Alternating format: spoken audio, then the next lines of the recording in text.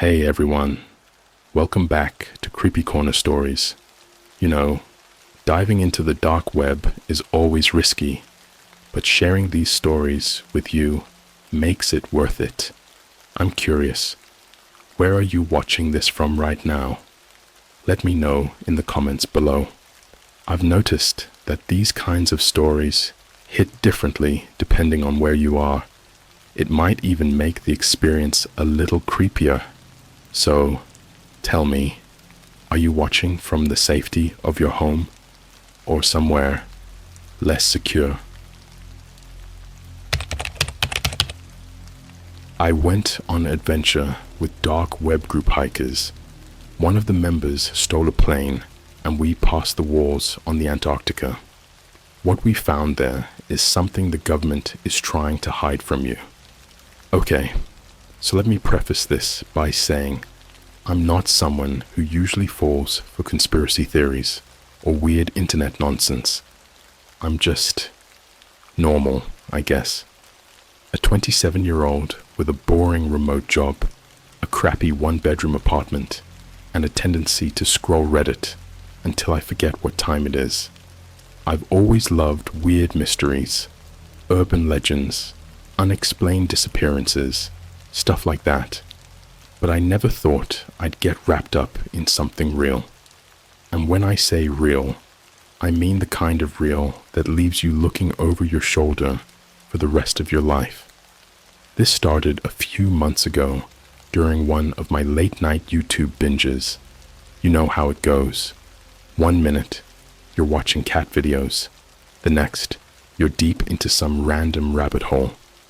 I just finished a documentary on unsolved cold cases when the algorithm suggested a video called "The Truth About Antarctica They Don't Want You to Know."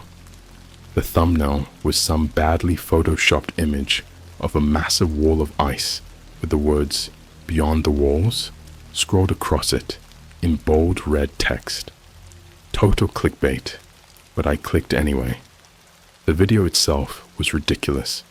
Grainy satellite photos, ominous music, a guy narrating like he was auditioning for a Discovery Channel voiceover gig. But buried in all the nonsense was one detail that stuck with me. A mention of secret expeditions to Antarctica organized through the deep web. Apparently, these weren't government operations or research trips.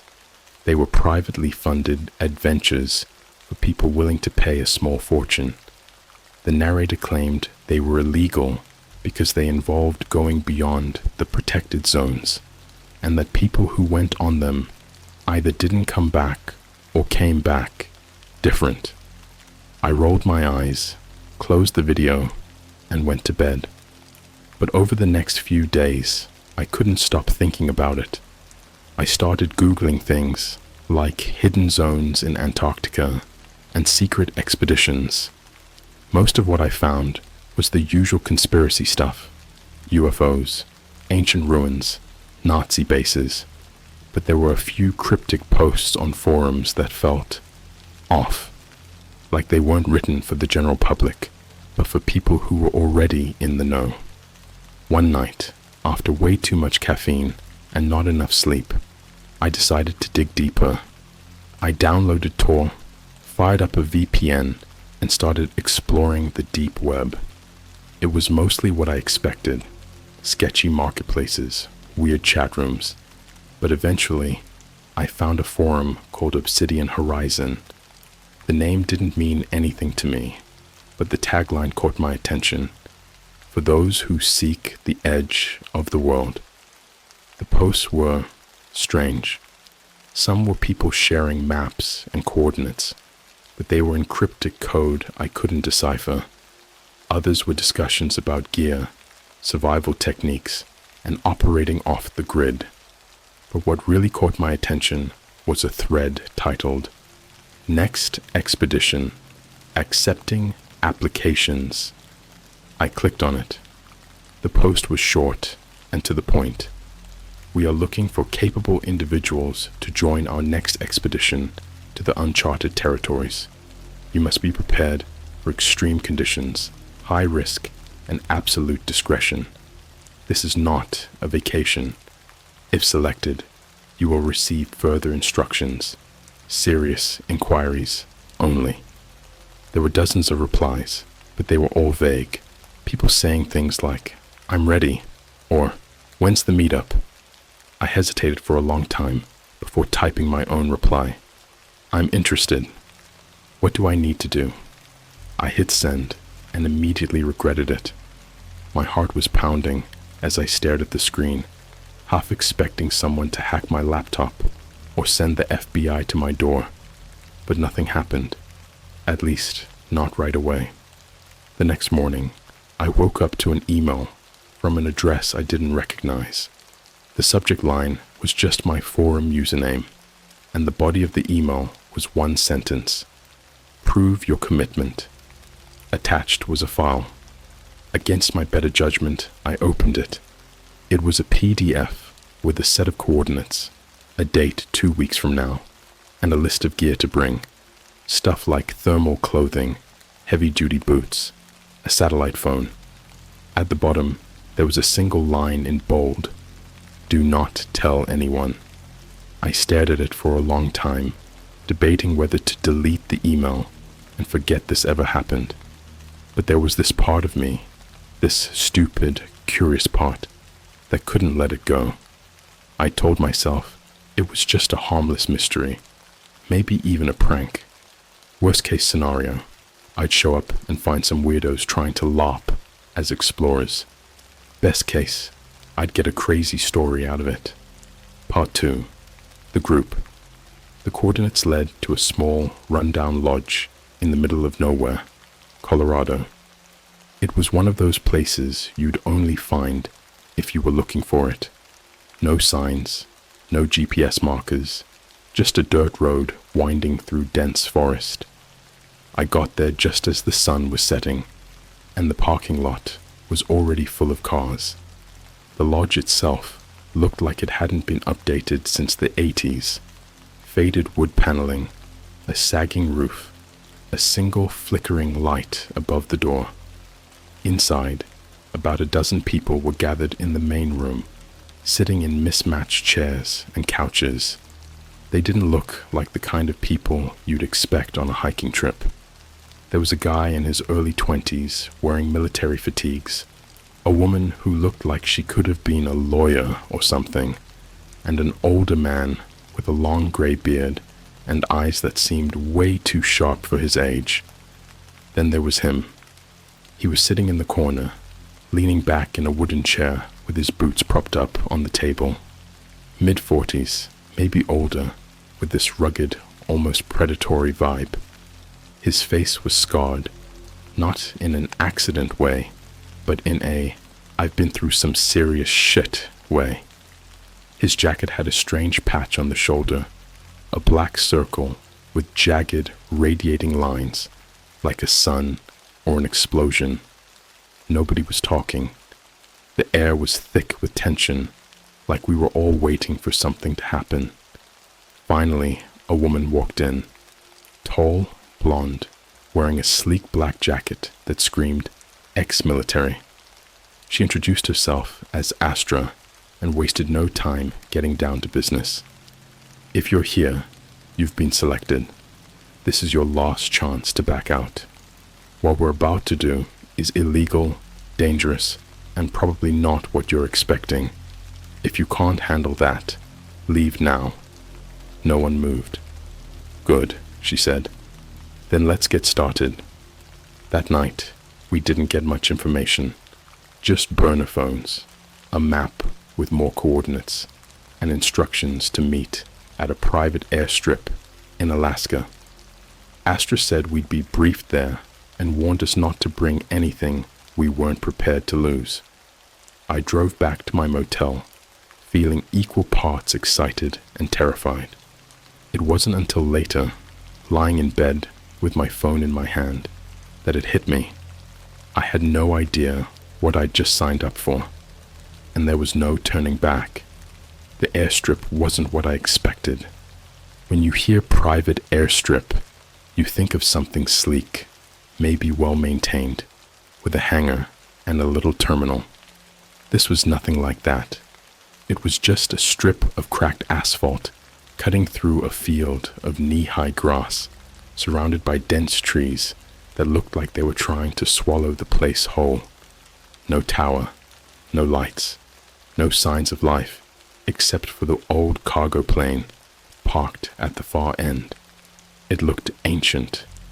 Rust crept along the edges of its gray fuselage, and the tail sagged slightly, like it was just as tired as I felt after the 8-hour drive to get here. There was no airline logo, no markings at all, except for a streak of black spray paint on the side. I couldn't make out what it said from where I was standing. The others from the lodge had already arrived. They were scattered around, standing in tense little groups, or sitting on their gear. I kept my distance, pretending to double-check my backpack as I watched them. Everyone had a hard, focused look now, like we'd crossed some invisible line into something real. The mood shifted the moment he showed up. Lars. That's what they called him, though I doubt it was his real name. He came striding out of the trees, carrying a black duffel bag slung over one shoulder. Same scarred face, same predatory aura, but there was something different this time, something darker. He wasn't just part of this group. He commanded it without saying a word. Astra greeted him with a curt nod, and Lars responded with a look that was half amusement, half warning. He didn't even acknowledge the rest of us as he climbed into the plane and disappeared into the cockpit. "That's our pilot?" a guy near me muttered under his breath. No one answered. The boarding process was chaotic. Astra barked out orders, and we filed into the plane in single file. Inside, it was even worse than I expected. No rows of seats or overhead compartments, just a cold, empty cargo bay with metal walls and a row of mismatched jump seats bolted to the sides. There were no windows except for a small porthole near the back, and the air smelled like oil and mildew. I took a seat near the rear, squeezing in between the woman with the lawyer vibe and a guy who looked like he could bench press a small car. Across from me, a younger guy in his 20s kept nervously adjusting his thick glasses. "First time?" I asked, trying to break the tension. He nodded, then leaned closer and whispered, "Do you think we're really going to Antarctica?" Before I could answer, the engines roared to life, drowning out any chance of conversation. The plane jolted forward, and the cargo bay was thrown into a dim, flickering light as the ramp closed behind us. As we took off, Astra stood up and addressed the group. Her voice cut through the noise, like a blade. "Listen up. This isn't a sightseeing trip. This is the real deal. The things we'll see, the places we'll go, they're not on any map, and they're not meant to be found. Stick to the group, follow my orders, and you might make it back." Might. That word hung in the air like a loaded gun. Astra continued, but I barely heard her. My attention was drawn to the porthole behind her, where the landscape outside was shifting from trees and mountains to endless white. Snow. Ice. The horizon blurred, like the world itself was unraveling. Then the turbulence hit. At first, it was just a few bumps, but within minutes, the plane was lurching violently, throwing us against our seatbelts. The lawyer-looking woman beside me was gripping her straps so tightly, her knuckles turned white. Someone near the front started swearing. Lars's voice crackled over the intercom, calm and almost bored. "We're entering restricted airspace. It's going to get rough. Stay seated." Restricted airspace. My stomach churned as the plane dipped suddenly, the metal walls groaning in protest. I glanced at the porthole again and saw something that didn't make sense. Lights. Bright, piercing lights, scattered across the ice below us like a network of glowing veins. "What the hell is that?" someone shouted. No one answered. The plane tilted sharply, and for a moment I thought we were going to crash. But then we leveled out, and the cargo bay was plunged into darkness as the lights outside disappeared. Lars's voice came back over the intercom, this time laced with a sharp edge. "No one opens their damn mouths. Got it?" His tone made the hair on the back of my neck stand up. Part 4. The Descent. I don't know how long we flew after that. Time felt slippery, like it didn't work the same way in that place. The turbulence eased up eventually, but the tension didn't. Astra moved up and down the aisle, checking on people without saying a word. At some point, the younger guy with the glasses couldn't take it anymore. Are we going to see the wall?" he stammered. Astra froze. Everyone turned to look at him. "Shut up," she hissed. But it was too late. Lars's voice came over the intercom again, low and dangerous. "Curious little lamb, aren't you?" The younger guy's face went pale, and he shrank back in his seat. Lars didn't say anything else, but the message was clear. Curiosity could get you killed. When the plane finally landed, it wasn't at a base or an airstrip. It was in the middle of a frozen wasteland. Nothing but ice and wind as far as the eye could see. The back ramp opened with a loud groan, and the cold hit us like a sledgehammer. Astra barked at us to gear up and get moving. As we stepped off the plane, I noticed something odd. Lars was standing at the edge of the group, holding a rifle, not for defense, for control. We started walking. The wind howled around us, and the ground beneath our boots was slick and treacherous. The glowing lights I'd seen earlier were gone, replaced by an eerie, unnatural darkness. It felt like we were being swallowed by the ice itself. That's when I saw it. In the distance, barely visible through the swirling snow, was a jagged black line stretching across the horizon. The wall. And as we got closer, I realized something was waiting for us at its base. Something alive. Up close, the wall wasn't what I expected. In the videos and conspiracy theories, they always showed smooth sheets of ice rising high into the sky, pristine and endless. But this thing wasn't natural. The surface was uneven, jagged, and dark, with massive cracks running through it like veins. The ice seemed to pulse faintly, as though something beneath it was alive and trying to break free. The wall towered over us, disappearing into the snow-filled sky. It wasn't just ice. It was mixed with something else. Metal? Stone? I couldn't tell. But whatever it was, it gave off a sense of wrongness that made my stomach churn. The closer we got, the louder the sound became. A low, steady thrum, like a heartbeat. Astra ordered us to stop about 50 feet from the base. She and Lars exchanged a brief look before he turned and stalked toward the wall, his boots crunching in the snow. None of us dared move. "Stay here," Astra said. "Do not speak. Do not touch anything." Lars reached the wall and set his rifle down in the snow. He placed his gloved hand against the surface and just stood there. Watching him gave me the same feeling I get when I see videos of deep-sea divers swimming too close to massive sharks, like he was one wrong move away from being swallowed whole. Then the sound changed. The steady thrum deepened, growing louder and faster, like the wall itself was reacting to him.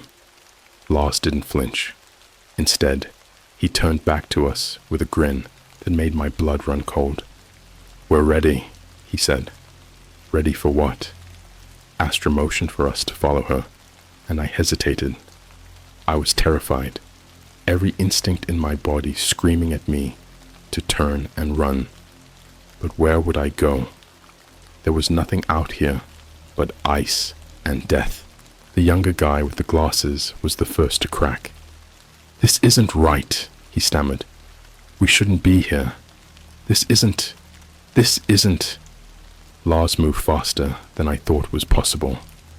1 second, the guy was panicking, backing away. The next, Lars had his knife out, the blade pressed against the guy's throat. "One more word," Lars growled, "and I'll gut you right here." The guy froze, trembling, tears spilling down his face. Lars held him there for a long moment before letting him go with a shove. "Anyone else?" he asked, looking at the rest of us. No one said a word. Astra led us forward, closer to the wall. My heart was pounding so hard I could barely hear anything else. As we approached, I noticed something I hadn't seen from a distance. There was an opening in the wall, a narrow crack, just wide enough for someone to squeeze through. "This is the threshold," Astra said, her voice calm but firm.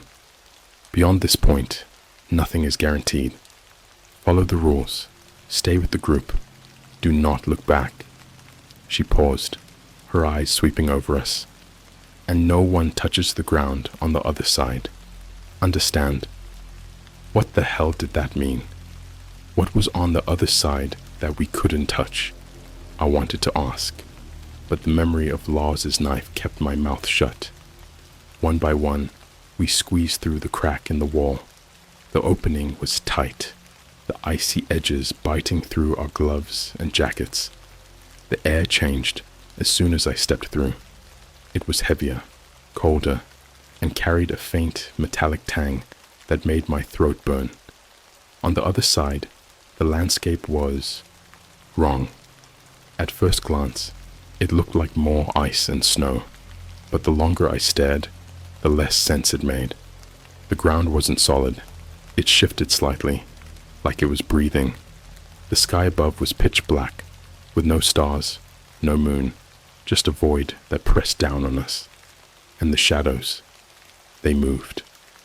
Lars and Astra didn't hesitate. They marched forward, their boots crunching against the shifting ice. The rest of us followed, too scared to do anything else. The lawyer-looking woman was clutching a small cross around her neck, muttering prayers under her breath. Then the screaming started. It came from somewhere ahead of us, echoing across the void. At first, I thought it was the wind, but no, this was human. High-pitched, desperate, agonized. "Keep moving," Astra barked. We did, but the closer we got to the source of the sound, the more I wanted to turn and run. We found him near the edge of a massive crevasse. A man, wearing gear that didn't match any of ours, lying in a twisted heap on the ice. His face was frozen in an expression of pure terror, his mouth wide open in a silent scream. His body was wrong, twisted, almost as if the ice itself had reached up and snapped him in half. "Don't look," Astra warned, but it was too late. Something in the ice shifted beneath the corpse. A dark, writhing shape, too fast and fluid to make sense. It disappeared before I could get a good look, but I swear I heard something. A low, guttural laugh. We kept walking. The ground grew more unstable, the air colder. My breath came in ragged gasps, every exhale visible in the freezing air. The shadows around us grew thicker, closer. Then Lars stopped. "We're here," he said, his voice almost reverent. At the base of another wall, a darker, taller one that seemed to stretch into infinity, was a massive, gaping hole. It looked like the mouth of a cave, but there was no light inside, only darkness. Astra turned to us, her face grim. "This is where the expedition ends," she said. "For most of you." Before I could process what she meant, Lars raised his rifle and shot the guy with the glasses. No warning, no hesitation, just a single, deafening crack that left the poor guy crumpled in the snow. Panic erupted. People screamed, scrambled, tried to run, but there was nowhere to go. Lars and Astra were on us in seconds, barking orders, brandishing weapons. "Calm down," Astra snapped. "You'll only make it worse." "Make what worse?" someone yelled. Lars pointed to the shadows. "Them." I didn't want to look, but I couldn't help it. The shadows were moving closer now, rising from the ground, taking shape. They weren't human. They weren't anything. Just dark, hollow things that shouldn't exist. "You brought us here to die," I said, my voice shaking. Astra smiled. "Not all of you." And then she pointed at me. "You're coming with us." The last thing I remember, before everything went black, was the feeling of something cold and sharp wrapping around my ankle, pulling me toward the void. I woke up back in my apartment 3 days later. No explanation, no memory of how I got there, just a burning sensation on my wrist where a new scar had appeared, a jagged black circle with radiating lines like a sun. And now, every night, I hear the thrum. It's getting louder.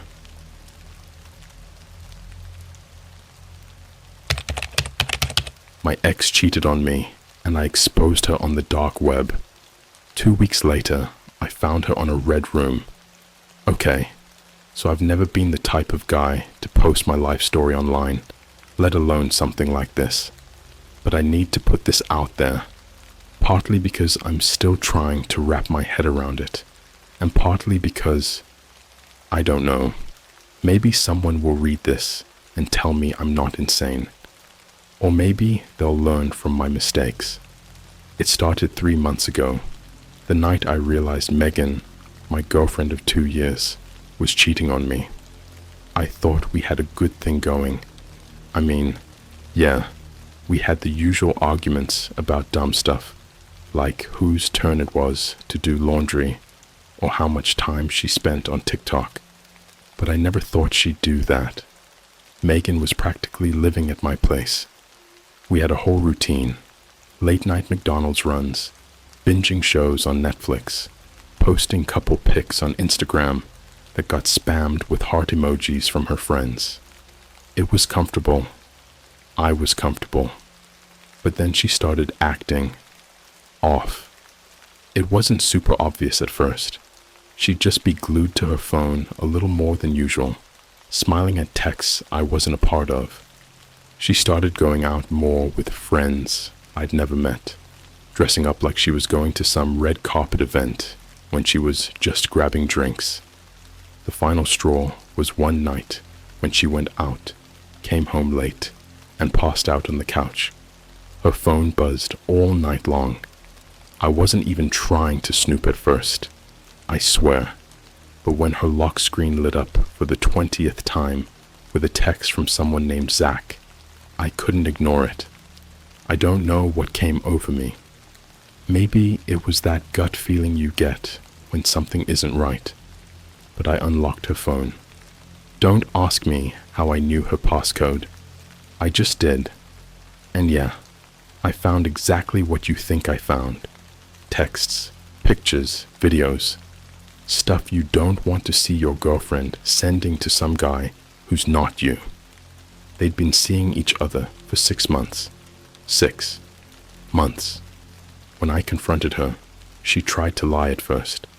Then she broke down, admitted everything, and begged me to forgive her. I told her to pack her stuff and leave. She cried, called me every name under the sun, even threw a vase at the wall before she slammed the door on her way out. That should have been the end of it. But it wasn't.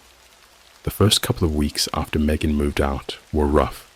Like scrolling through her Instagram at 3 a.m. rough.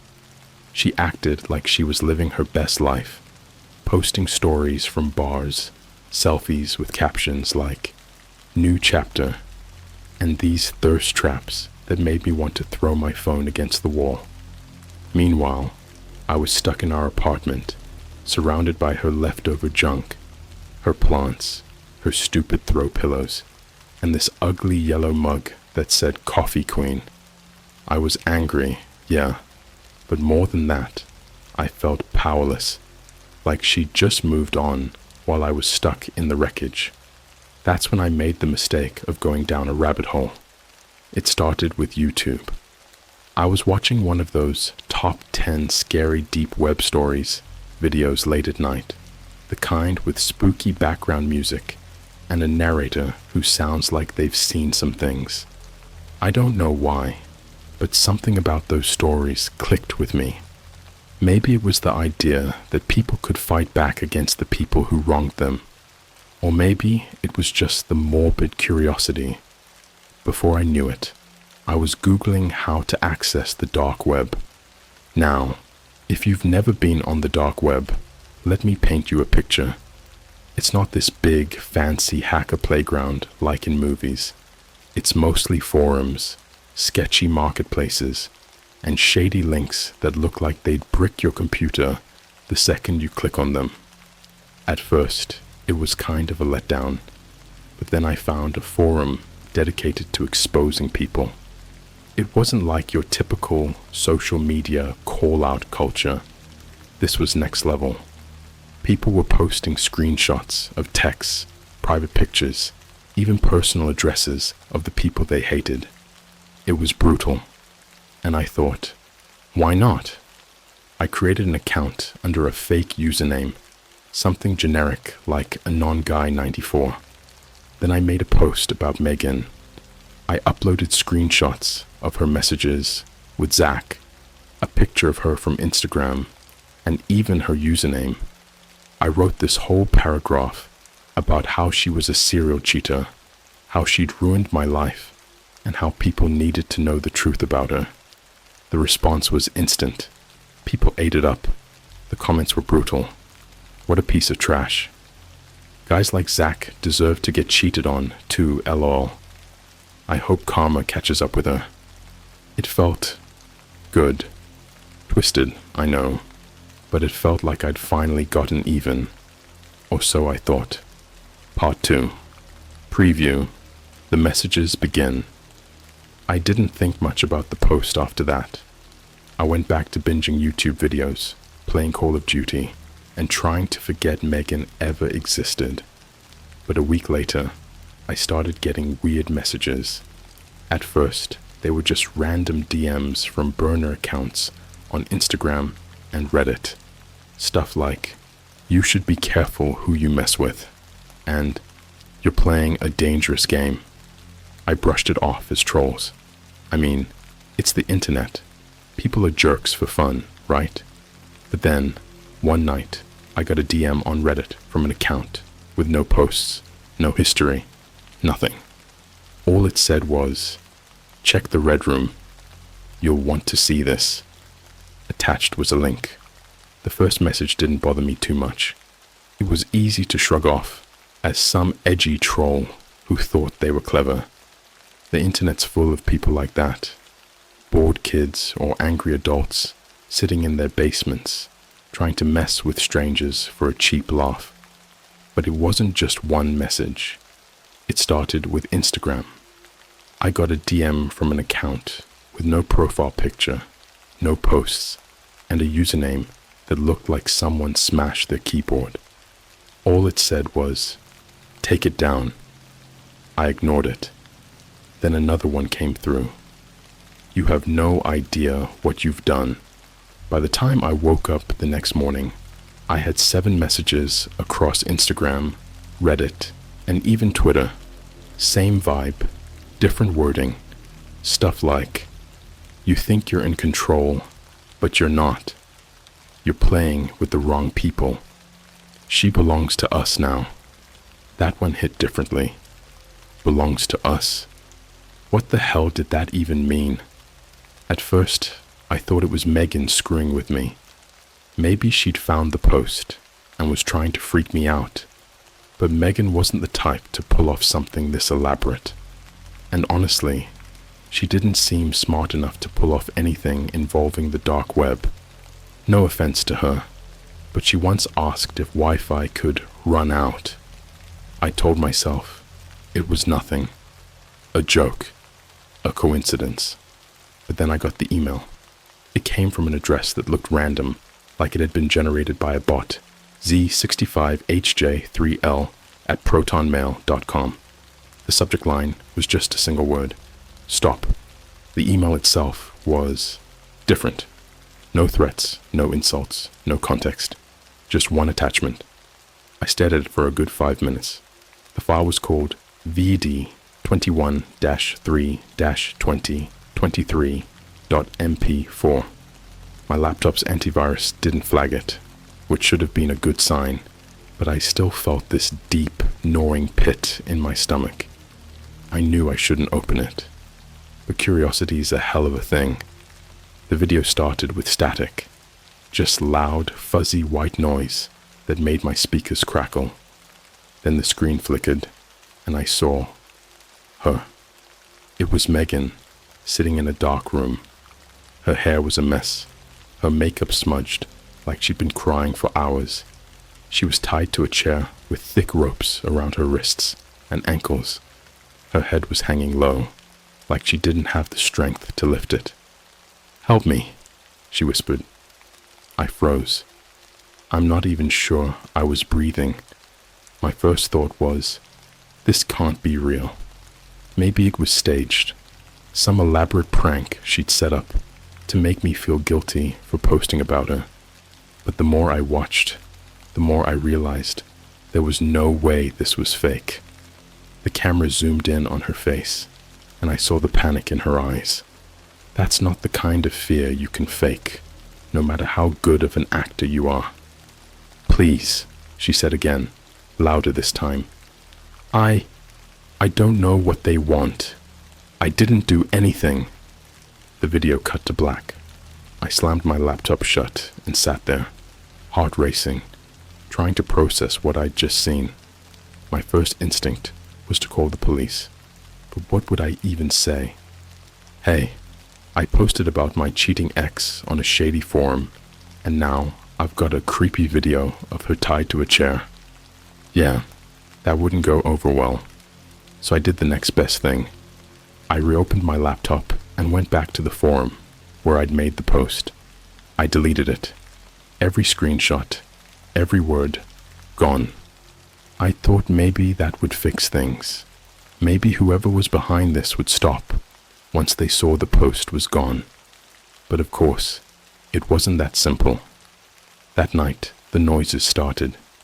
It was around 2 a.m. when I heard the first one. A faint scratching sound coming from my front door. I live on the 3rd floor of an apartment complex, so it wasn't like some random animal could have gotten up there.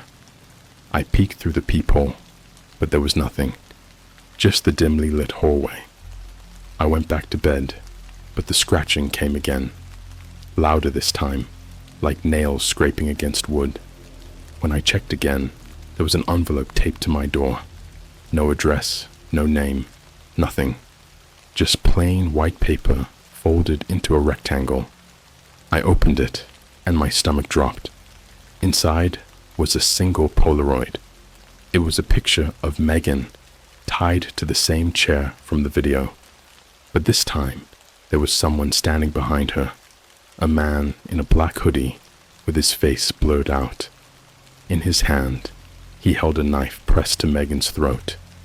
Written across the bottom of the Polaroid in shaky red ink were the words, "You should have stayed quiet." I didn't sleep that night. I couldn't. I just sat on the couch with every light in my apartment on, gripping a baseball bat I'd found in the closet. Every noise, every creak of the building, every car driving past outside made me jump. Around 4 a.m., I got another email. This one had no subject line. The body was blank except for one link. I shouldn't have clicked it, but I did. It took me to a live stream. The screen was pitch black at first.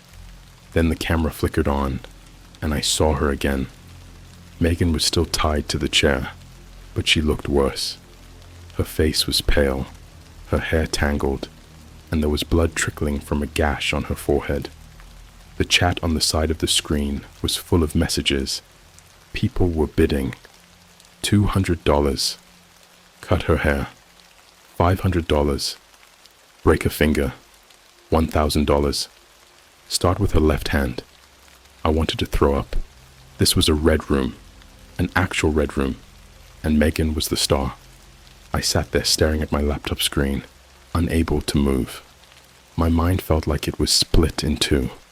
One part screaming at me to shut the damn thing off and pretend I hadn't seen anything, and the other part forcing me to watch. My ex-girlfriend, tied to a chair, was live streaming in front of hundreds of anonymous, faceless people who were bidding on how to hurt her. The chat scrolled so fast, it was hard to keep up. Every message was worse than the last. $750. Pull out a tooth. $1,500. Slice her cheek open. $3,000. Take an eye. The bids weren't just text anymore. They were commands, orders for the man standing behind her. He was still wearing the black hoodie, his face completely obscured, and he didn't speak. He didn't need to. The camera zoomed in on Megan's face. Her lip was trembling, and tears streaked her cheeks. She kept shaking her head, mumbling, "Please, please don't." Over and over. The man reached into his pocket and pulled out a small, rusty pair of pliers. That's when I lost it. "Stop!" I screamed at my screen, as if he could hear me. My hands were shaking so badly, I almost knocked the laptop off the table. I typed into the chat, "Whoever you are, I'll pay whatever you want to let her go. Please, just stop this." No one responded. The chat kept moving, and the man didn't hesitate. He grabbed Megan's hand, wrenching her fingers apart, while she screamed, thrashing against the ropes. The sound that came next, a sickening crunch, made me slam my laptop shut. I couldn't do it. I couldn't watch anymore. But turning off my laptop didn't make it go away. The sound of her screams stuck with me, echoing in my head like a loop I couldn't turn off. I sat there on the floor, shaking and trying to convince myself that this couldn't be real. It couldn't be happening. And then my phone buzzed. I almost didn't look. I couldn't handle any more messages or emails or creepy Polaroids. But the buzzing wouldn't stop. It was a text from a number I didn't recognize. "You can't stop watching now." Below that was another link. I didn't want to click it, but I couldn't stop myself. My hands felt disconnected from my brain as I typed the link into my browser. It took me back to the live stream, right where I'd left off. The man had moved on to her arm. A jagged cut ran from her elbow to her wrist, blood dripping onto the concrete floor beneath her. The camera zoomed out, and I noticed something I hadn't seen before. There was a wall behind her, gray, cracked cement, and on it was something written in large red letters. "Your fault." My stomach dropped. Was this because of the post I made? Was this some kind of sick revenge for exposing her? The man tilted his head, almost as if he was staring directly into the camera, like he knew I was watching. He slowly pulled something from his pocket, a cheap, disposable razor. The chat exploded. $400. Carve his name into her. $600. Make it deep. And that's exactly what he did. Megan screamed as the razor dragged across her skin, carving 4 letters into her arm. Liar. I couldn't take it anymore. I slammed my laptop shut again and ran to the bathroom. I barely made it to the toilet before I threw up. I called the police. I told them everything. Well, almost everything. I left out the part about the dark web and the post I'd made about Megan. I just told them I'd gotten a video of my ex being tortured and that I thought she was in danger. They didn't take me seriously at first. The dispatcher sounded annoyed, like I was wasting her time, but when I mentioned the red room, she stopped. "We'll send someone out to take a statement," she said. I waited by the door, pacing back and forth, my heart pounding, but the cops never showed. Instead, my phone buzzed again. It was another text from the same unknown number. "The police won't help you." Attached was another Polaroid. This one wasn't of Megan. It was me. The photo was taken from outside my apartment, through the small crack in my living room curtains. It showed me sitting on the couch, my laptop in front of me, staring at the screen. Whoever sent it wasn't just watching Megan. They were watching me. I ran to the window and yanked the curtains open. Nothing. Just the empty parking lot and the dim glow of the streetlights. My hands were trembling as I locked every door and window in the apartment, double-checking each one twice. Another text came through. "Keep watching, or she dies." I didn't have a choice. I opened my laptop again, and the live stream was still running. Megan was slumped forward in the chair, her breathing shallow, her face pale. She looked like she was about to pass out, or worse. The man in the hoodie held up a sign to the camera. $10,000, or we finish her. The chat erupted with bids. "Do it. He won't pay. Take her apart piece by piece." I didn't have $10,000. I didn't even have $1,000, but I had to do something. I typed into the chat, "Please, just tell me what you want. I'll do anything."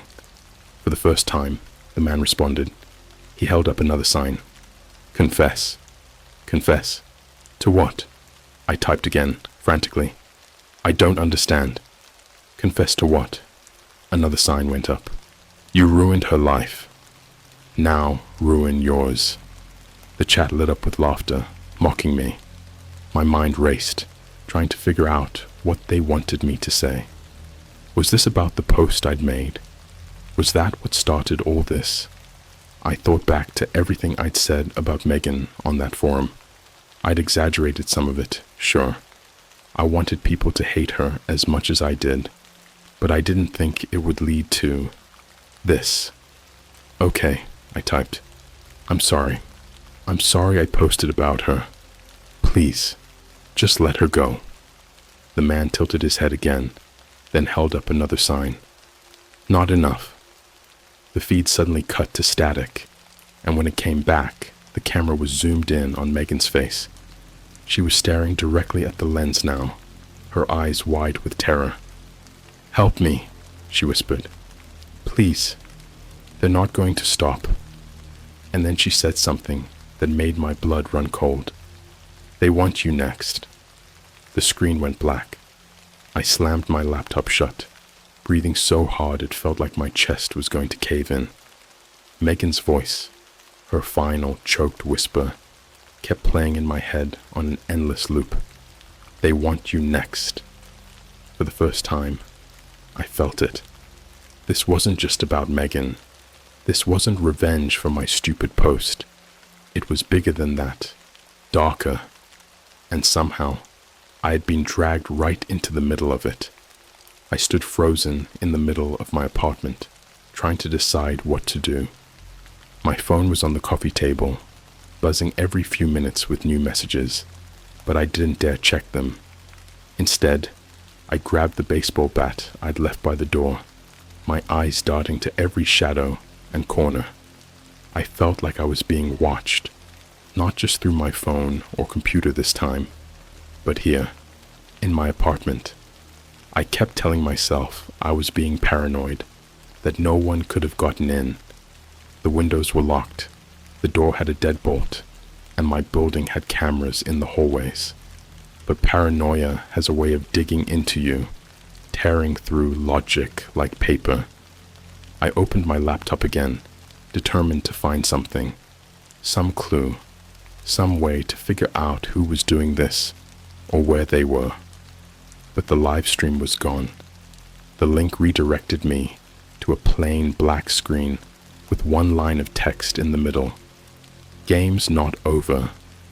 For hours, I sat there refreshing the page, scrolling through the messages on my phone, trying to piece it all together. Most of the texts were short, cryptic. Do you feel it yet? She screamed so much when you weren't watching. Don't worry, you'll understand soon. One of them, though, wasn't like the others. It was a location pin, dropped into my messages like a ticking bomb. My hands went cold as I opened it. It was an address, and not just any address. It was for an abandoned strip mall on the edge of town, one I recognized instantly because it was right across from the McDonald's Megan, and I used to hit up on our late-night runs. There was no explanation, no instructions, just the pin. For a second, I thought about calling the police again, but what could I even say? That someone on the dark web was sending me cryptic messages and threatening to hurt me. They didn't believe me the first time, and now that they had my address, calling them again might just push whoever was doing this over the edge. I grabbed the bat and a flashlight, then threw on a hoodie. I couldn't just sit here waiting for something to happen. If they wanted me to go to the strip mall, maybe I could catch them there. Maybe even stop this before it got worse. The drive felt like it took forever. The streets were deserted, silent, except for the hum of my engine and the occasional flicker of a streetlight. By the time I pulled into the strip mall parking lot, my hands were slick with sweat. The place was a wasteland. Most of the storefronts were boarded up, their signs faded and broken. Trash was scattered across the lot, and a single flickering light cast long, jagged shadows over the pavement. My phone buzzed again. Another message. Go inside. I looked up at the strip mall and spotted a door that wasn't boarded up. It was cracked open just enough to see the darkness inside. I didn't want to go in.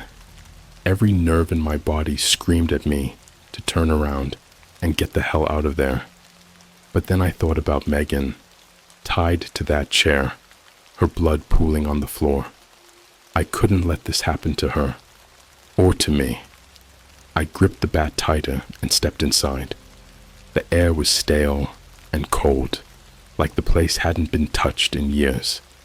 My flashlight cut through the darkness, revealing empty shelves, cracked tile floors, and graffiti-covered walls.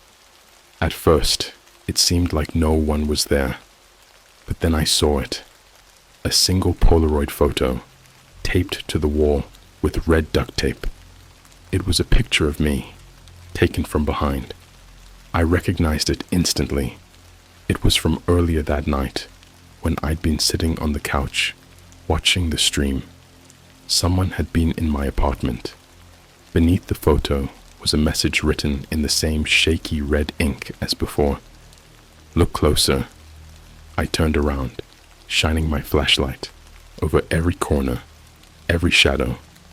My heart was racing so hard, it felt like it was going to explode. That's when I heard it. A faint scraping sound, like something heavy being dragged across the floor. Hello? I called out, my voice cracking. No answer. The sound came again, louder this time, coming from the back of the store. I followed it, my bat raised, and my flashlight trembling in my hand. That's when I saw the door. It was metal, painted black, with no handle or keyhole, just a keypad mounted to the side. Above it was another message, written in the same red ink. Confess, and she lives. The keypad beeped, and the door clicked open on its own. I stepped inside and immediately regretted it. The room was small and empty, except for a single TV mounted on the wall and a wooden chair bolted to the floor. The TV flickered on, displaying a live feed of Megan. She was still tied to the chair, her head hanging low. blood dripping from her arm where the word liar was carved. A distorted voice crackled through hidden speakers. "Take a seat." I didn't move. "Take a seat," the voice repeated, harsher this time. I hesitated, then sat down in the chair. The moment I did, metal clamps snapped shut around my wrists and ankles, locking me in place. I thrashed against them, but it was no use. The TV screen went black, and the voice spoke again. "You ruined her life. Now it's your turn." The next thing I knew, the screen came back on, but it wasn't Megan this time. It was me. A live feed of myself, strapped to the chair, staring back at the camera with wild, terrified eyes. Messages started pouring into the chat on the side of the screen. "He deserves it. Make him scream. Start with his fingers." "No," I whispered. "Please. No. I'm sorry. I'll do whatever you want." The voice ignored me. "You wanted to ruin her. You wanted to humiliate her, to destroy her. Now they'll watch as we do the same to you." The door creaked open behind me, and I felt cold air brush against the back of my neck. I couldn't see who or what was there, but I felt them. Close. Too close.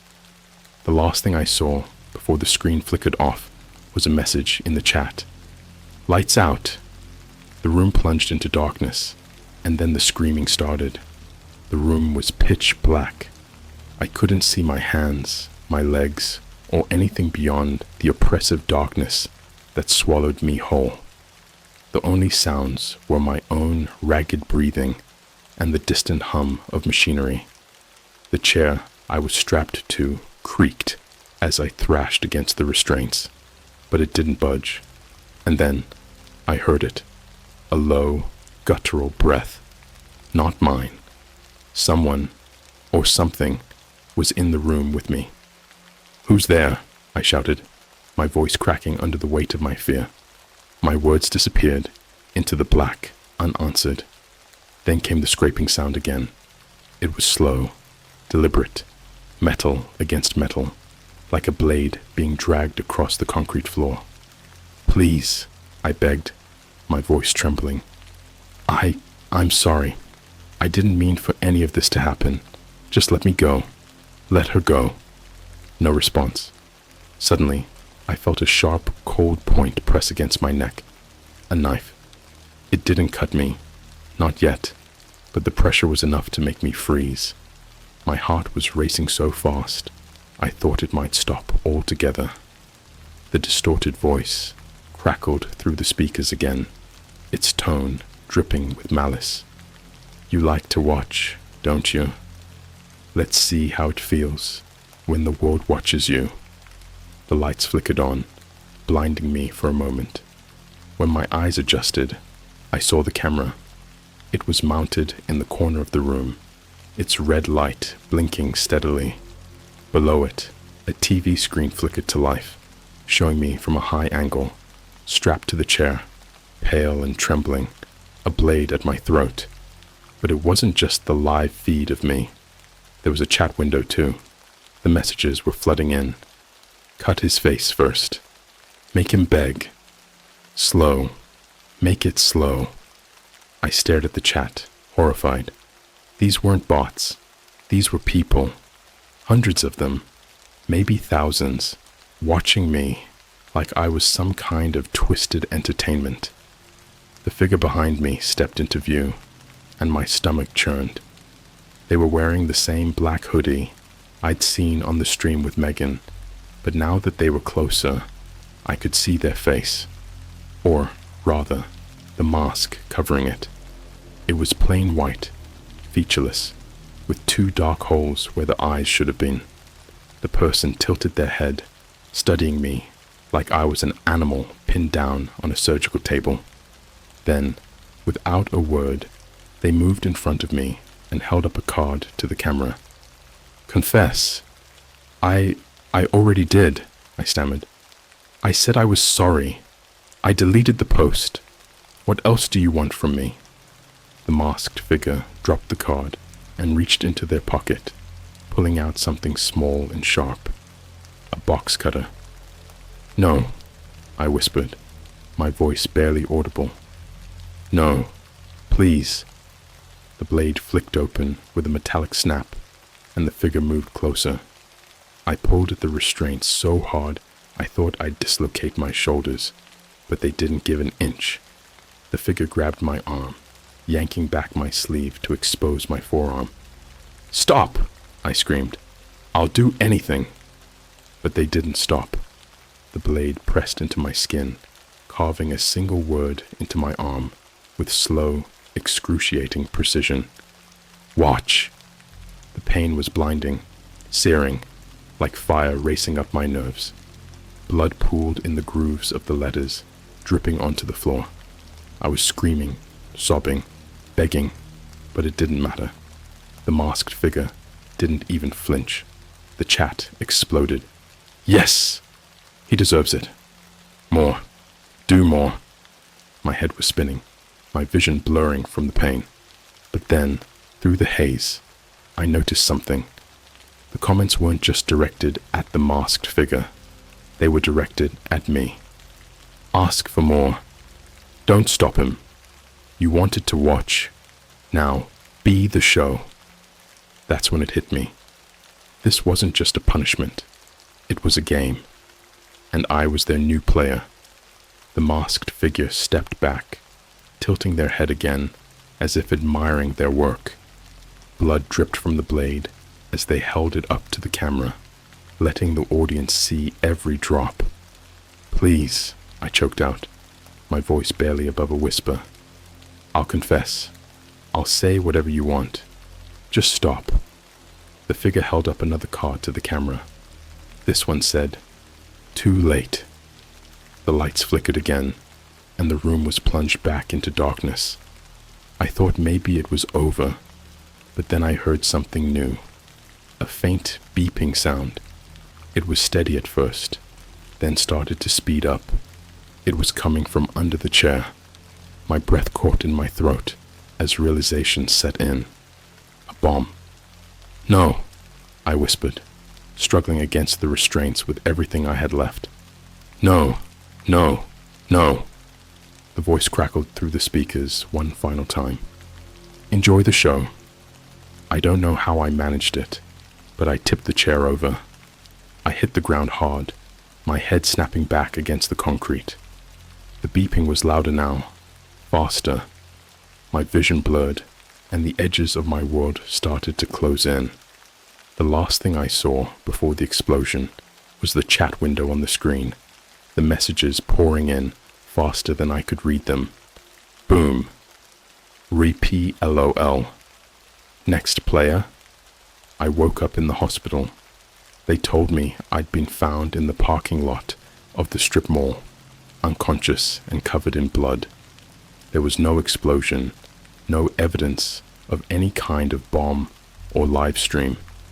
The police said it was all in my head, that I must have been hallucinating or suffering from some kind of breakdown. But I know the truth. When I checked my phone, the messages were gone. The emails, the Polaroids, everything had been wiped. It was like none of it had ever happened, but I can still feel the scars on my arm. And sometimes, late at night, when I close my eyes, I hear it. The chat. They're still watching. They're always watching.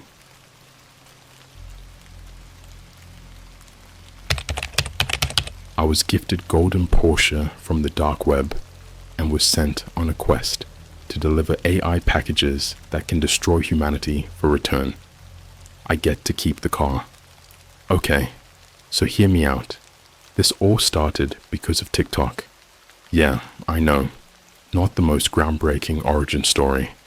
But you know how you'll scroll at 3 a.m., half asleep, and land on some video about what happens if you buy a mystery box off the dark web.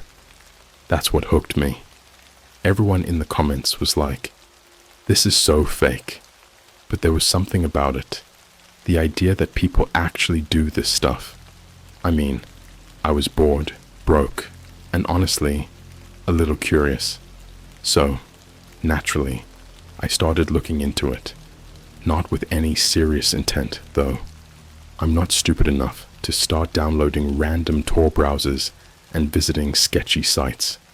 I was just fascinated by the stories. People getting haunted dolls, cursed paintings, or random VHS tapes with, let's call it, unsettling content. Stuff like that. But then one night, I came across this thread on Reddit. The title was simple. Want the ultimate luxury? DM me. Normally I'd scroll past something like that, but I guess I was in one of those moods. I clicked, skimmed the post, and immediately regretted it. It was vague, but intense. Something about changing your life forever and earning a priceless reward. A normal person would have closed the tab, right? But nope, not me. I DM'd the guy. The response. It only took like 10 minutes for him to reply. His username was just random letters and numbers, something like XR740Q. Creepy. But the message he sent, even creepier. Congratulations. You've been chosen to receive a rare and life-changing gift. All we ask in return is your willingness to complete a series of tasks. Nothing illegal, nothing dangerous, just your commitment. Yeah, that set off alarm bells. But here's the thing. He attached a photo to the message, and in that photo was a golden Porsche. I'm talking full-on metallic gold, the kind of car you'd expect to see in a Drake music video. Now, I'm not even a car person, but damn, it looked like something out of a dream. My first thought was, this has to be fake. Like no way is some stranger just giving away a literal golden Porsche. So I messaged back, half joking, half curious. What's the catch? He replied almost instantly. The car is yours. All expenses paid. Registration, insurance, maintenance. It's all covered. You'll never have to worry about a thing. The only condition is that you complete the tasks we assign to you. Are you in? It felt like a scam, obviously, but something about the way he worded it. It didn't feel like those random phishing emails your grandma falls for. This felt real. Too real. The delivery. Here's where things get wild. I said yes, not because I believed it 100%, but because I thought, why not mess around and see how far this goes? Worst case scenario, they'd ask me to wire them money or something, and I could just ghost them. The next morning I woke up to a text.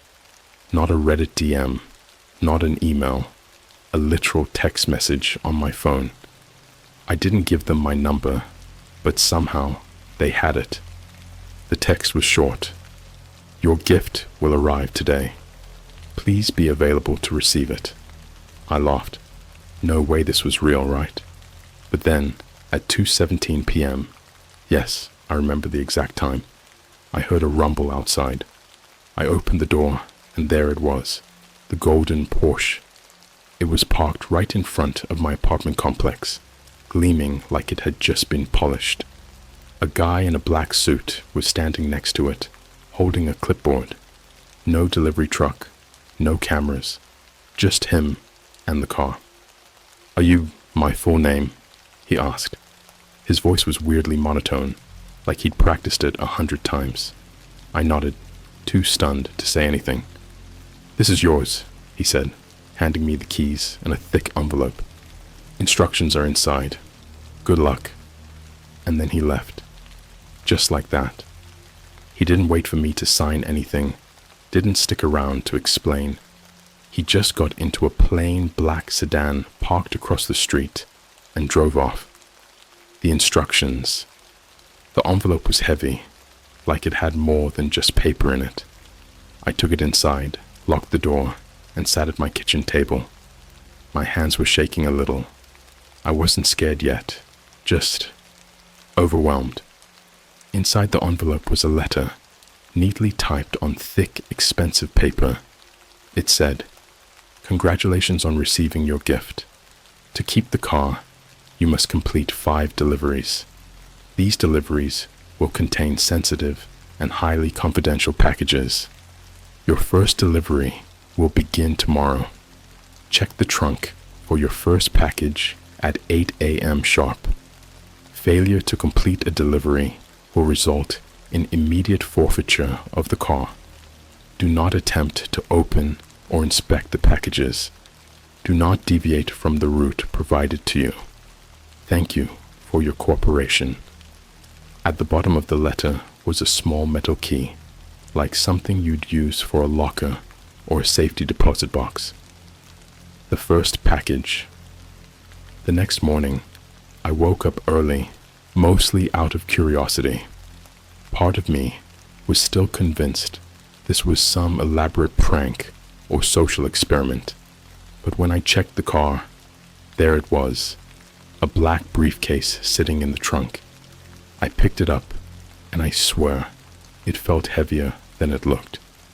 The briefcase had a combination lock on it, and there was no way I could have opened it, even if I wanted to. Not that I tried. Well, okay, I thought about trying, but then I remembered the letter and decided against it. The GPS in the car had already been programmed with a destination, an abandoned warehouse about 45 minutes away. I drove there, the whole time feeling like I was being watched.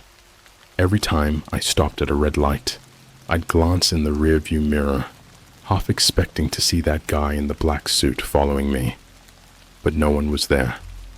When I got to the warehouse, the instructions on the GPS changed. Pull into the loading dock, it said. The place was deserted, cracked concrete, broken windows, the whole horror movie vibe. I pulled in, and before I even had a chance to get out, a garage door opened. A woman stepped out. She was wearing sunglasses and a long black coat, like she'd walked straight out of the Matrix. Place the briefcase on the ground, she said. I did what she asked, and as soon as I stepped back, she picked it up, nodded, and walked back inside. The garage door slammed shut behind her. No, thank you. No explanation. The feeling of being watched. As I drove home, something felt off, like I wasn't alone. I kept checking the mirrors, but the streets were empty. Even when I got back to my apartment, I couldn't shake the feeling that someone or something was following me. That night, I couldn't sleep. Every sound felt louder than it should have been. The hum of the fridge, the creak of the floorboards, even the wind outside. It all felt like it was building to something. And then, at exactly midnight, my phone buzzed. A new text. Delivery 1 complete. Good job. The next package will be ready tomorrow. I barely slept after the first delivery. The text, the black suit guy, the briefcase. It was all too bizarre to process. And the fact that I now owned a golden Porsche sitting in my parking lot didn't exactly make me feel better. It was like walking around with a neon sign that screamed, "Look at me. I'm part of something messed up." When my alarm went off at 7:30 a.m., I almost ignored it. I thought about just driving the Porsche to some random dealership and trading it in for cash. But deep down, I knew it wouldn't be that easy. These people, whoever they were, seemed to know everything about me. My phone number, my address, probably even what brand of toothpaste I used. There was no way they'd let me off that easy. At exactly 8 a.m., I walked outside. The car looked pristine, as if someone had washed and waxed it overnight. When I popped the trunk, I froze. This time, it wasn't just a briefcase sitting there. It was a mannequin. The mannequin okay, not a whole mannequin, just the upper half, like one of those torsos you see in clothing stores.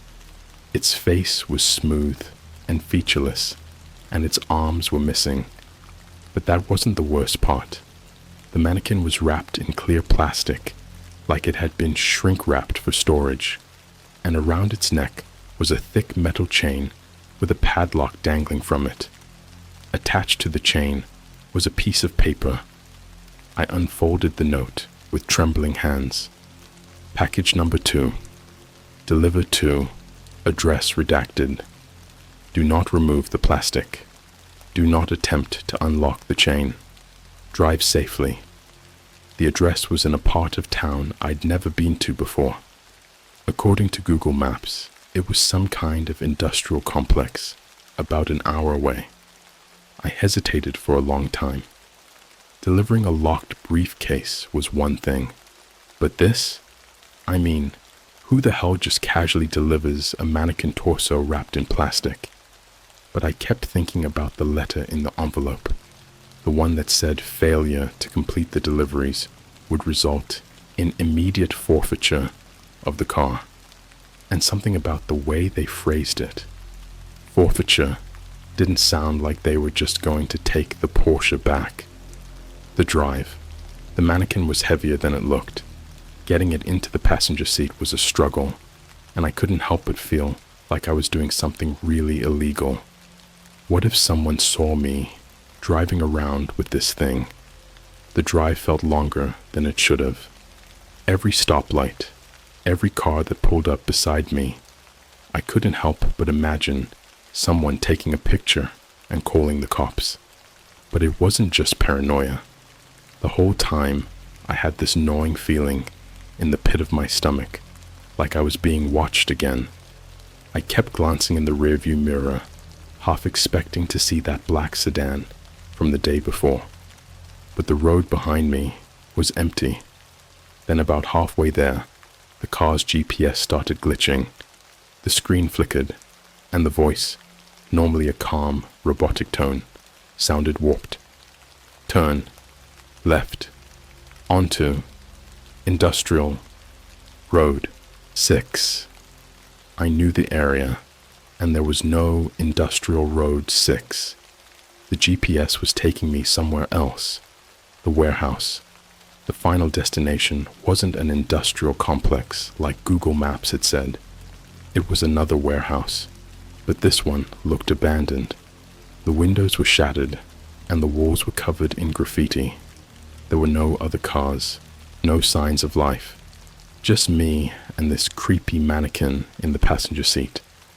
I parked near a rusted loading dock and waited. The instructions hadn't said what I was supposed to do once I got there, so I just sat there, gripping the steering wheel like it was the only thing keeping me grounded. After about 5 minutes, my phone buzzed. Bring the package inside. I got out, opened the passenger door, and stared at the mannequin. It almost looked like it was staring back at me, even though it didn't have eyes. Lifting it out of the car, I noticed something I hadn't before. A faint red stain on the bottom of the plastic wrapping. Inside the warehouse. The interior of the warehouse was pitch black.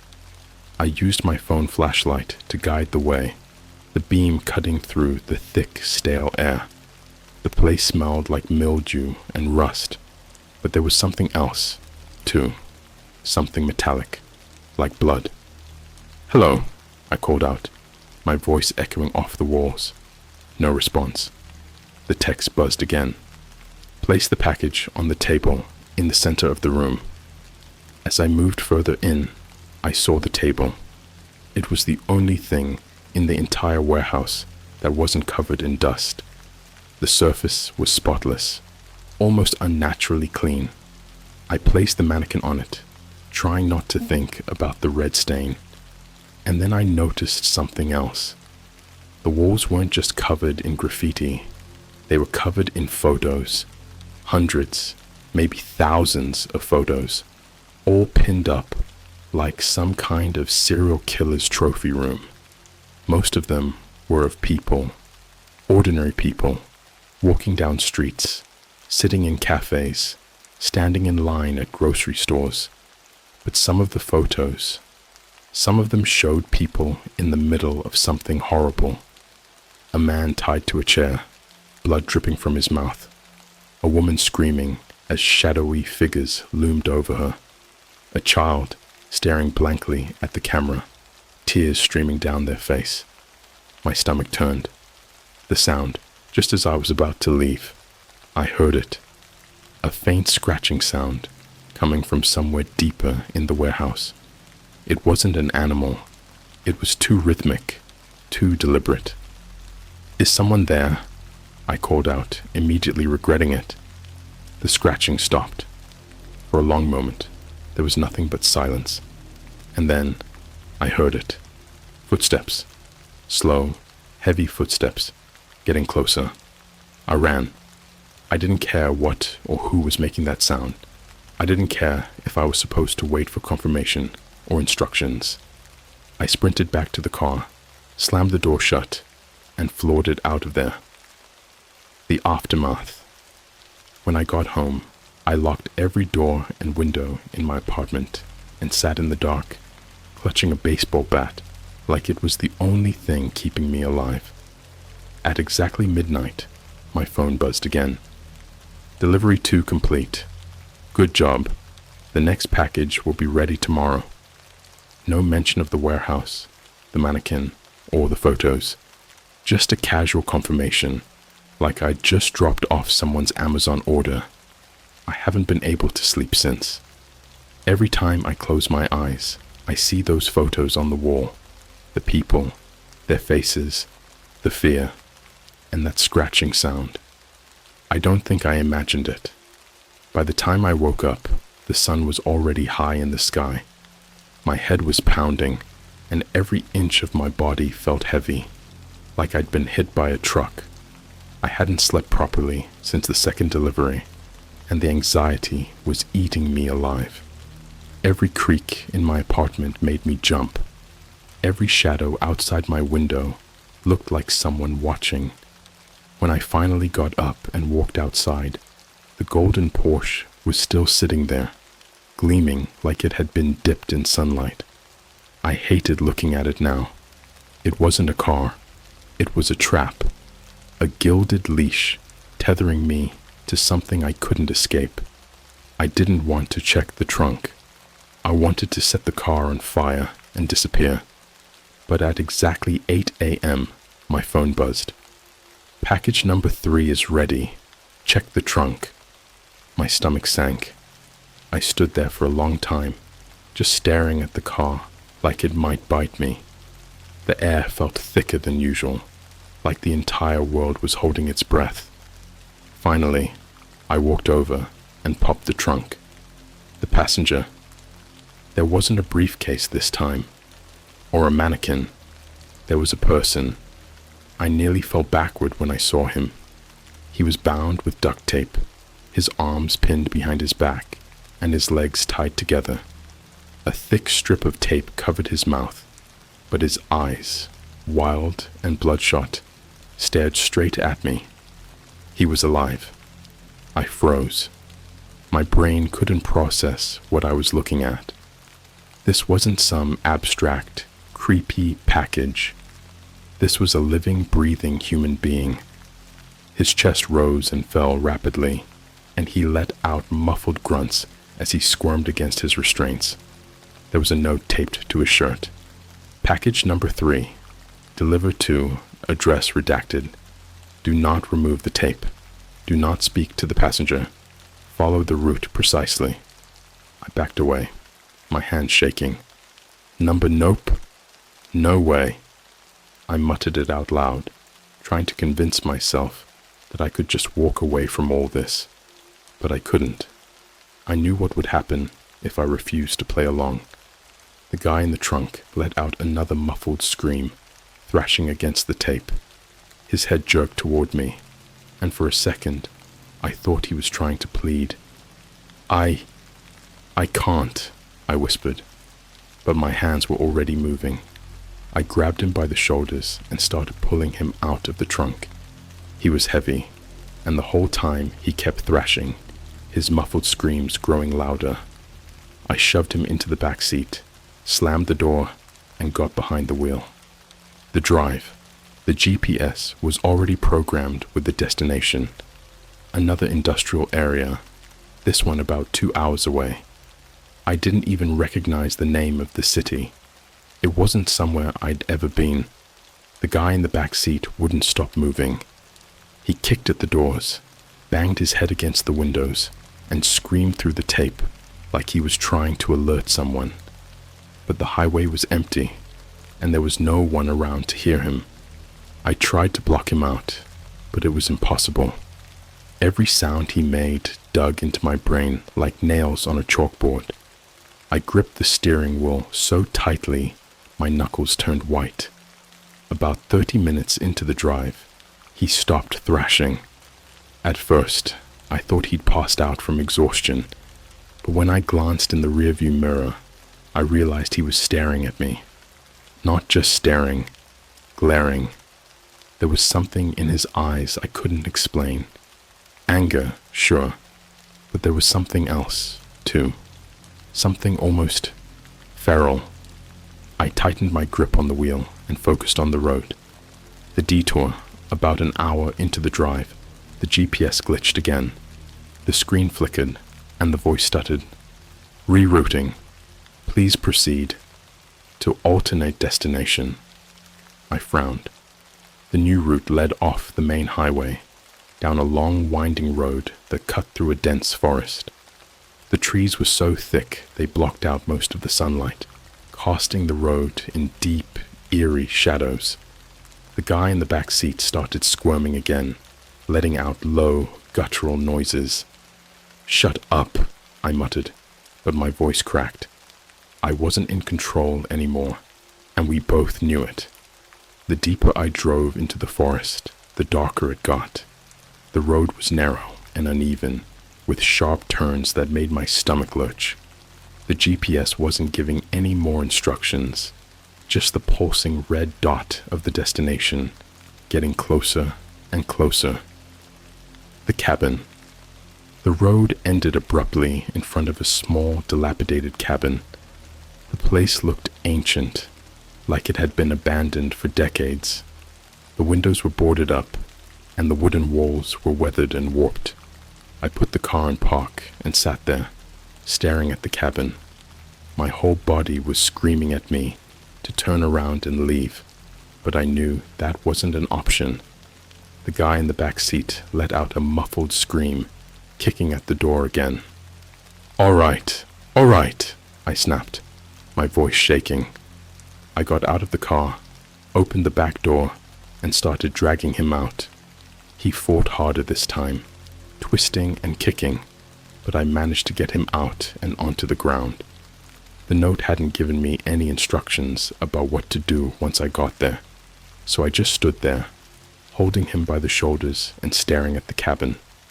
The forest around us was completely silent. No birds, no wind, just an oppressive, suffocating quiet. Then, the cabin door creaked open. A woman stepped out. She was tall and thin, with pale skin and long, stringy black hair that hung in her face. She wore a tattered black dress that looked like it hadn't been washed in years. Bring him inside, she said, her voice low and raspy. I froze. What are you going to do to him? Her head snapped toward me, and for a second, I saw her eyes through the curtain of hair. They were black, not just dark, black, like two voids staring straight into my soul. Bring him inside, she repeated. I didn't argue. I dragged the guy up the creaky wooden steps and through the cabin door. The interior was worse than the outside, dimly lit by a single flickering bulb, with walls covered in strange symbols, drawn in what looked like blood. Put him there, she said, pointing to a wooden chair in the center of the room. I hesitated, but her eyes, those black, soulless eyes, left no room for negotiation. I shoved the guy into the chair and stepped back. She moved toward him, her movements unnaturally smooth, almost like she was gliding. The guy started thrashing again, screaming through the tape, but she ignored him. Then, She pulled out a knife. The ritual. The blade was long and curved, like something out of an ancient sacrificial ritual. She held it up to the light, and I saw that it was covered in strange engravings. "What are you doing?" I asked, my voice barely above a whisper. She didn't answer. Instead, she raised the knife and plunged it into the guy's chest. His scream was muffled by the tape, but the sound of the blade sinking into flesh was deafening. Blood poured out of the wound, soaking his shirt and pooling on the floor. I wanted to run, but my legs wouldn't move. I was rooted to the spot, paralyzed by fear and disbelief. She twisted the knife, and his body went limp. Then she turned to me, her face expressionless. "Leave," she said. I didn't need to be told twice. I bolted out of the cabin, jumped into the car, and sped away without looking back. The aftermath. By the time I got home, it was dark. I stumbled into my apartment and collapsed onto the couch, shaking uncontrollably. My phone buzzed again at midnight. "Delivery 3 complete. Good job. The next package will be ready tomorrow." I stared at the screen, my mind racing. How many more of these deliveries would there be? And what the hell had I just been a part of? I don't think I'll ever get the sound of that knife out of my head. The first thing I noticed when I woke up was the smell. It was faint, but it was there. Something metallic and rotten, like meat left in the sun for too long. I thought it might be coming from the trash in my kitchen, but when I walked out the front door, it hit me full force. It was coming from the car. I froze. I didn't want to look. After the third delivery, the man in the trunk, I wasn't sure if I could handle whatever was waiting for me this time. My body felt disconnected, moving on its own as I made my way down the steps to the Porsche. The smell grew stronger with every step, and by the time I reached the car, my stomach was churning.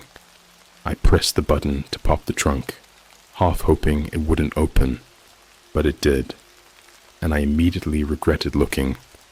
The body. There was a body in the trunk, not wrapped in plastic, not bound with duct tape, just a body, lying there like someone had dumped it and walked away. It was a man, but his face was unrecognizable. His skin was bloated and discolored, like he'd been left in water for days. His lips were gone, exposing his teeth in a permanent, grotesque grin, and his eyes, one was missing entirely, and the other stared blankly at nothing. I stumbled back, gagging. This wasn't just disturbing, it was wrong. Every part of me screamed to call the police, but I knew it wasn't an option. These people, whoever they were, had made it clear I was under their control. Calling the cops wouldn't save me. If anything, it'd make things worse. There was another note, pinned to his shirt with a silver safety pin. My hand shook as I reached for it, careful not to touch the body. Package number 4. Deliver to address redacted. Do not tamper with the body. Do not inspect it further. Follow the route. Do not stop for any reason. The route. The address was in a part of the city I'd never even heard of before, somewhere way out past the suburbs, in the middle of nowhere. It wasn't listed on Google Maps, and the GPS in the car didn't give a name for the location, just a blinking red dot on the map. I didn't want to do it. I didn't want to drive around with a corpse in the back of my car, but I didn't have a choice. I closed the trunk, trying to ignore the fact that some of the man's hair had stuck to my hand, and got in the driver's seat. The moment I turned on the engine, the GPS started speaking. Proceed to Route 17. Estimated time, 2 hours, 35 minutes. It was the longest 2.5 hours of my life.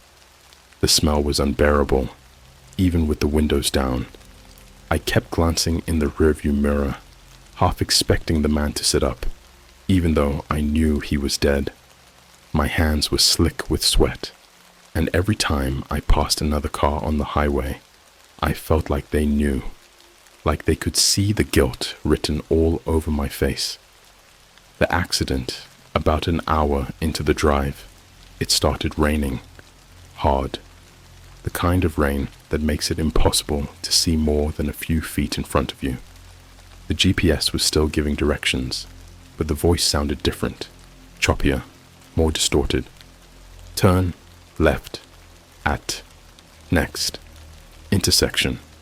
The road wasn't marked. It wasn't even paved. It was just a dirt path that cut through a dense forest. As I made the turn, the car jolted, and I heard a loud thud from the back. My heart stopped. I pulled over to the side of the path, my hands gripping the steering wheel so hard my knuckles turned white. I didn't want to check. I didn't want to see what had made that sound. But the GPS chimed again. Do not stop.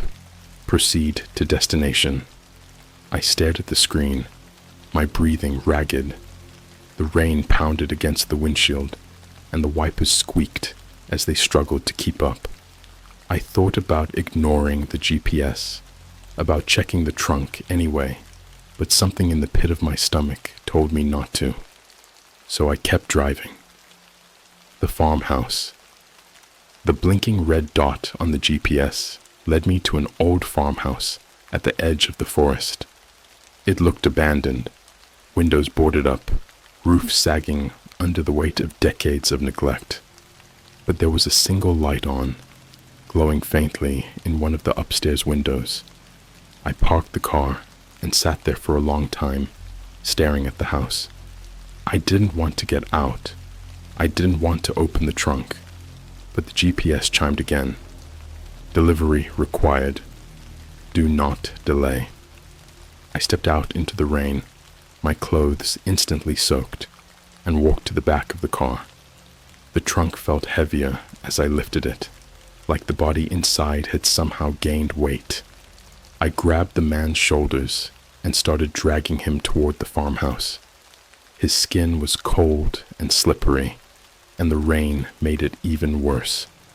By the time I reached the front porch, my hands were covered in something slimy, and I wasn't sure if it was rainwater or something else. The front door opened before I could knock. The Butcher A man stood in the doorway, his massive frame filling the entire space. He wore a blood-stained apron, and his face was obscured by a thick beard and a pair of dark sunglasses. Bring him inside, he said, his voice low and gravelly. I didn't ask questions. I dragged the body over the threshold and into what looked like a slaughterhouse.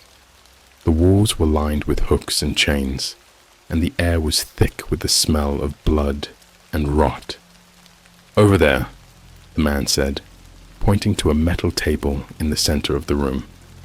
I heaved the body onto the table, my arms shaking from the effort. The man didn't say anything. He just pulled a massive cleaver from a hook on the wall and turned toward the body. Wait, I said, my voice trembling. What are you going to do? He turned to me, his sunglasses reflecting the dim light. You don't want to know. And then he brought the cleaver down.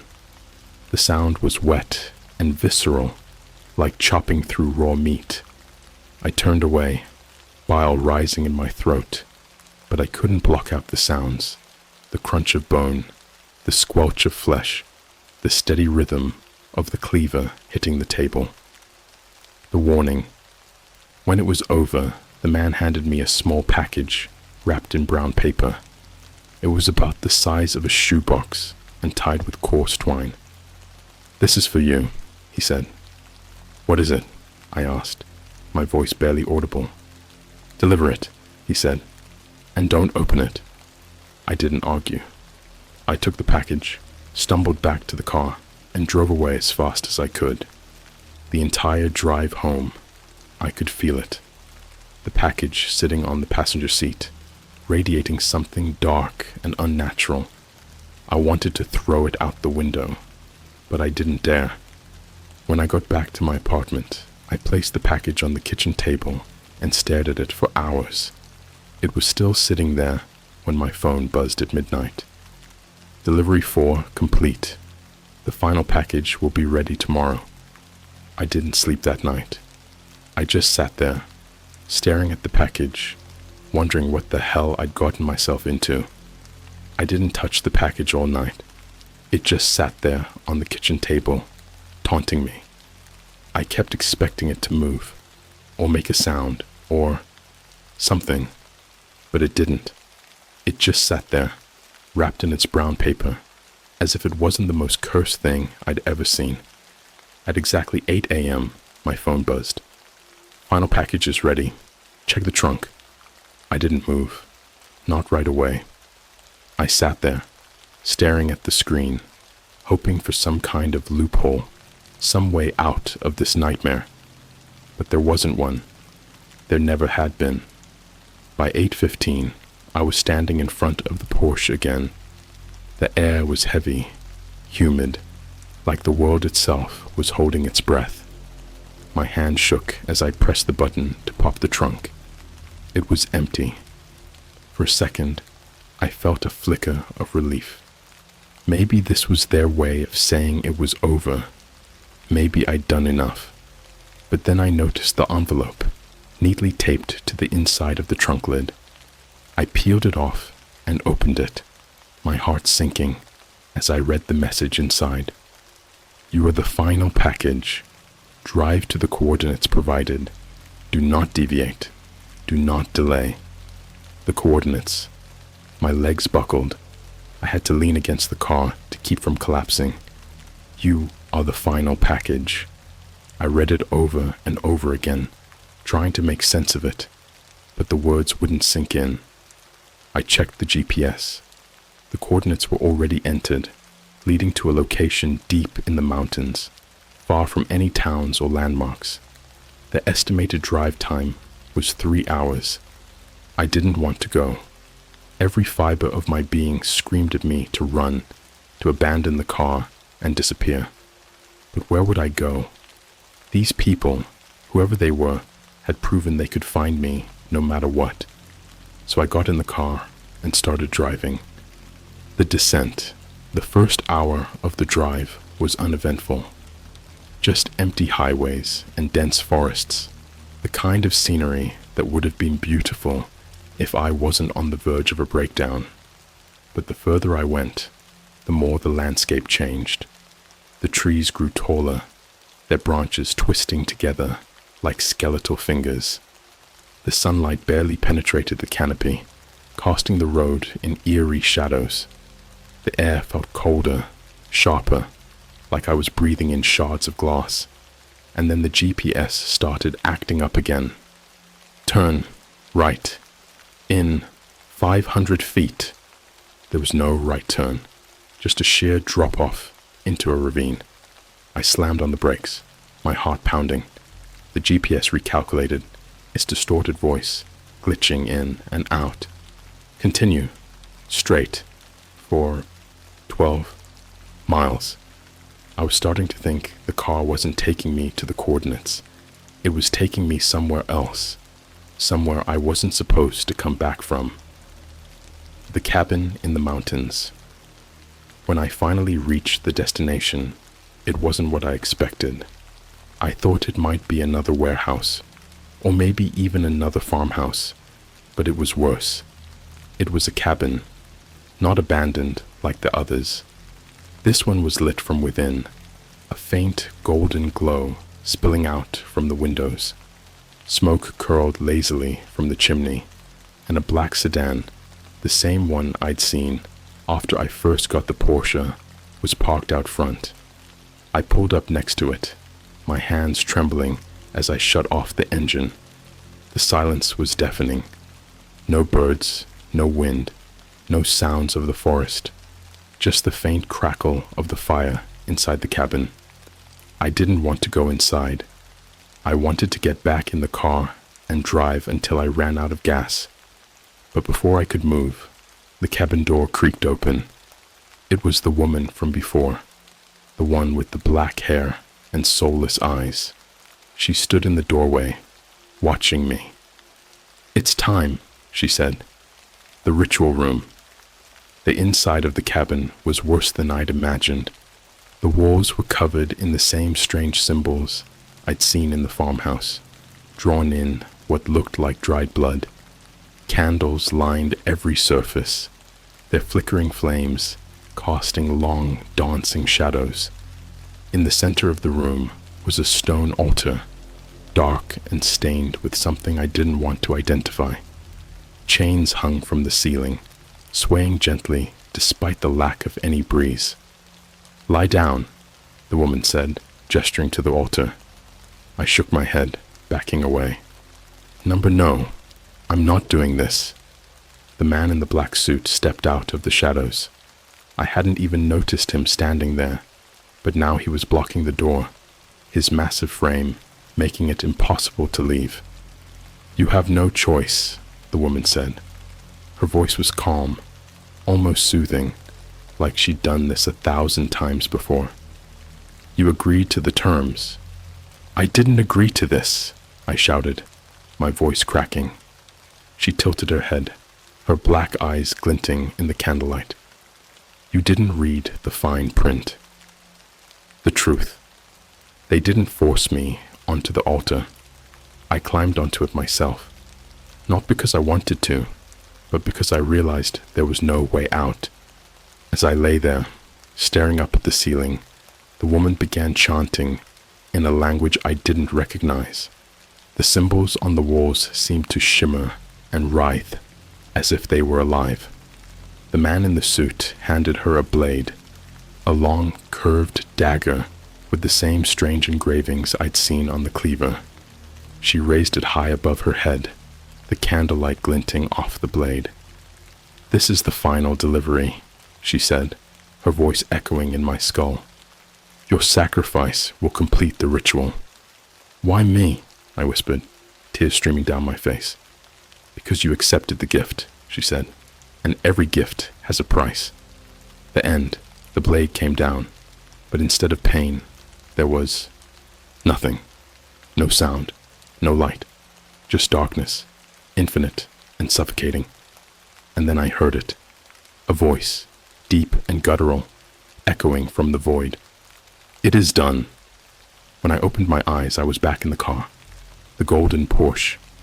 It was parked in the same spot outside my apartment, gleaming in the morning sun like nothing had happened. But everything had changed. My phone buzzed. "Congratulations. You are free to keep the car. Enjoy your new life." But it wasn't my life anymore. It was theirs. I don't sleep anymore. I don't dream. I don't feel anything. It's like something inside me is missing. Something important. Sometimes I think I see them, the woman, the man in the suit, watching me from the shadows. And the car. The car is always clean, always perfect, no matter where I take it or what I do. It's not a gift. It's a curse. And now it's mine. Forever.